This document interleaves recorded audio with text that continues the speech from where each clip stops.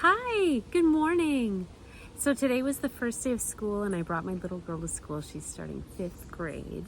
And I wanted to come on and just share with you a couple of things that God was speaking to me about over the past 2 days.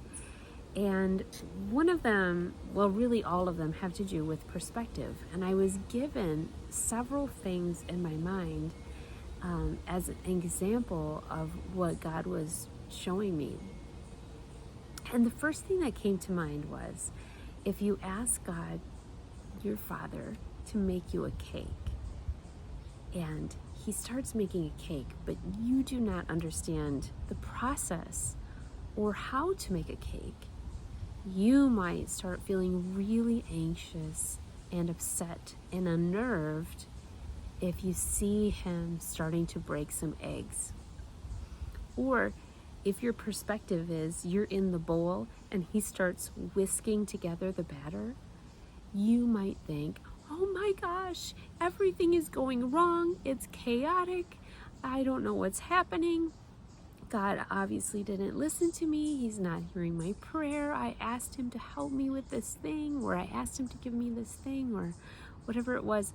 You think, because you don't understand the process of making a cake, that what's happening is out of place and out of whack, and that your Father isn't loving you and isn't helping you to do the thing that you asked, or isn't going to give you the thing that you asked.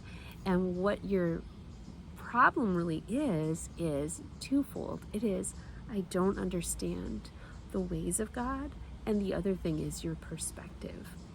If you were to stand outside of the bowl and watch God for a while, you would understand the process of how a cake was made. And you would see God doing things that maybe didn't make sense to you, and maybe was taking a little bit longer than you thought it was going to take. But at the end of that, you would notice that He would be handing you a finished, perfect cake made with His love. But if your perspective is in the bowl, you're going to be whipped up and confused and upset and messy, and everything is going to seem wrong. And that's just not the best place for us to be. The best place for us to be is, as I've been talking about, an observer of God's love and an observer of God's ways. The other thing about perspective that he was sharing with me was a picture of a chess game. And if God says, I'm going to win the game for you, I'm going to show you how to win this. And then He starts moving pieces, and He moves you. But then you see that He's moving other pieces and removing pieces. Maybe something's in the way and He has to remove that thing, and you're sitting waiting in your spot. And then He moves your piece, and you think you're going forward, but He moves you backward. And you think, oh my goodness, what's going on? I feel like I'm going backward, or I feel like I'm not moving at all. And you don't realize that what's actually happening is the strategy of the Father to move the pieces around the board exactly where they need to be, to move you into position and back into another position in order for everything to be cleared away and everything to be in its right place in order for you to win the game. So, today, I just felt like God wanted to say to you, if you watch me and if you ask me to teach you, I will show you my ways, and you will become an observer of me, how I move, how I work, and you will always win the game.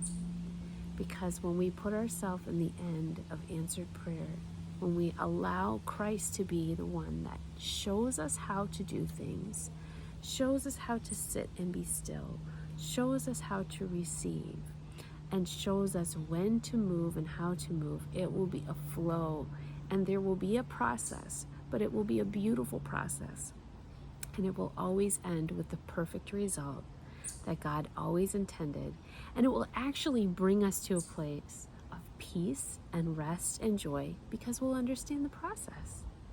And it's not that we're making the cake, and it's not that we're winning the game, but we're observing the one who knows how to do those things, and we're letting it happen. We're letting God be the one to move the pieces. We're letting God be the one to show us what the ingredients are. We're letting God be the one to finish the work. And we are finally in a place of rest instead of worry, anxiety, and fear. And this is actually the perfect recipe for us: to ask and receive and to watch, to be an observer of the ways of God and to be an observer of the love of God. I bless you today. May you be both those things. May you have a perspective from a place of rest and a place of finished work. I love you. I'll see you soon.